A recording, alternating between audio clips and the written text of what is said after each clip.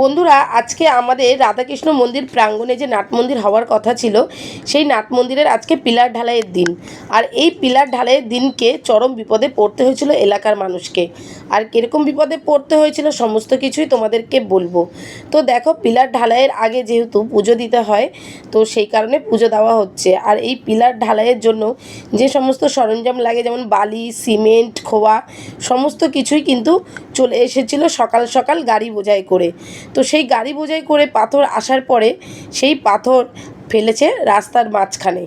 তো তখনই বেড়ে গেল এলাকার মানুষের বিপদ। আর কেমন বিপদ চলো তোমাদেরকে দেখিয়ে দিই।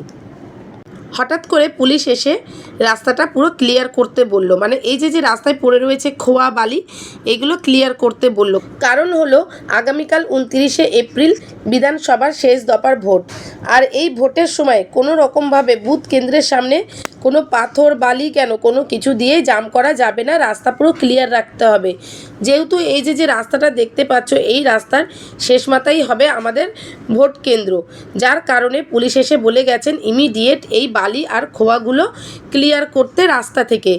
আর এই পাথর, খোয়া ক্লিয়ার করার জন্য কারা নেমেছে দেখো, পাড়ার কাকি থেকে শুরু করে দিদি, ভাই, কাকা সবাই মিলে হাতে হাতে কাজ করছে। কেউ বালতিতে করে খোয়া নিয়ে যাচ্ছে, কেউ বা আবার কড়াইতে করে। আর কেনই বা এলাকার মানুষ কাজ করছে, যেহেতু ভোটের সময় লেবার পাওয়া খুবই মুশকিল, কোনো লেবারই পাওয়া যাচ্ছিল না, যার কারণে পুলিশ বারবার বলার কারণে এলাকার মানুষই হাতে হাতে মিলিয়ে যে যার মতন যে যেরকমভাবে পারছে পাথরগুলোকে এক জায়গা থেকে আরেক জায়গায় সাইড করছিল, যাতে রাস্তাটা ক্লিয়ার হয়ে যায়।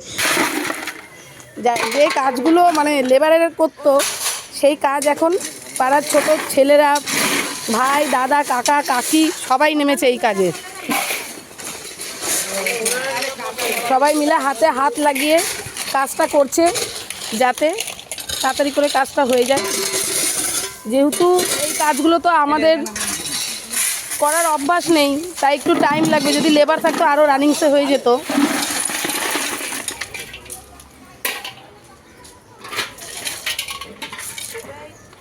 কিন্তু কিছু করার নেই, রাস্তা তো ক্লিয়ার রাখতেই হবে। তো দেখতে পাচ্ছ, ওই যে দূরে যে দেখতে পাচ্ছ তাঁবু টানানো, ওখানে আমাদের রয়েছে বুথ কেন্দ্র। মানে ওখানেই ভোট হবে আগামীকাল। আর ওখান থেকে 100 মিটার পর্যন্ত কোনো রকমভাবে জাম করা যাবে না, কিছু দিয়ে, কিছু রেখে। তাই তোড়জোড় করে চলছে কাজ। আর এই বালি, এই পাথর কিসের জন্য? এই যে আমাদের যে মন্দির দেখতে পাচ্ছ, এই মন্দিরের জন্য। আগেও একটা ভিডিও করে বলেছি, নাট মন্দির হচ্ছে, সেই নাট মন্দিরের কাজের জন্যই এই পাথর, বালি। দেখো এখানে কাকিও আছে, কাকি, মামা সবাই মিলে করছে। কাকির কোমর ব্যথা, কিন্তু কিছু করার নেই, করতে তো হবে। চলো আমিও একটু দেখি, হাতে হাতে যদি একটু করতে পারি।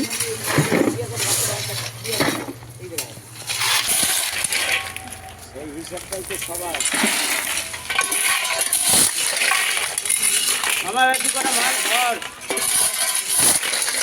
একটা দিন জানিস না করতে হবে, ঘর ভরলে পরে তোমার টেনে নিয়ে যাবে না, এটা অল্টারনেটিভ কর।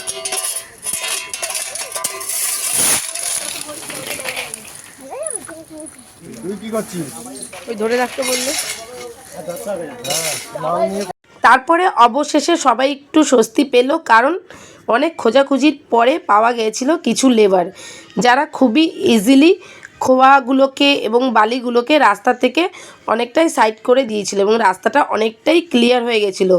আর এই পাথর, বালিগুলো আর কিছুক্ষণ পরে ঢালাইয়ের কাজে ব্যবহার হয়ে যাবে, তারপরে পুরো রাস্তাটাই ক্লিয়ার হয়ে যাবে। তারপরে রাস্তা ক্লিয়ার হওয়ার পরে শুরু হয়ে গেল পিলার ঢালাইয়ের কাজ।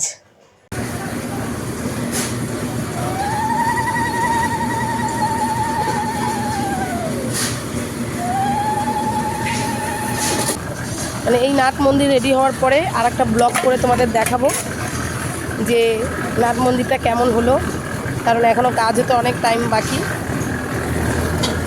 সবে পিলার ঢালাই হচ্ছে, আর কমপ্লিট হওয়ার পরেও একটা ব্লগ করে তোমাদেরকে দেখাবো।